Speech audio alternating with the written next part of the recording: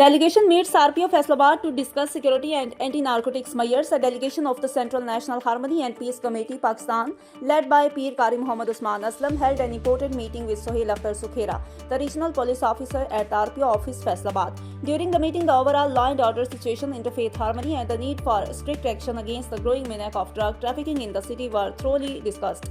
On this occasion, Pastor Shamoon Saad presented his book Fateh Jangju to the RPO. The delegation expressed its firm commitment to adopt a joint strategy to protect the youth from the curse of drugs, promote religious and social harmony to strengthen peace in society, enhance cooperation between the administration and the peace committee to take effective action against disruptive elements. The RPO assured the delegation that law enforcement agencies would continue indiscriminate operations against drug dealers and take all necessary measures to maintain peace and security in the region. A special prayer was offered for Faisalabad and the entire country, seeking lasting peace, stability, and prosperity.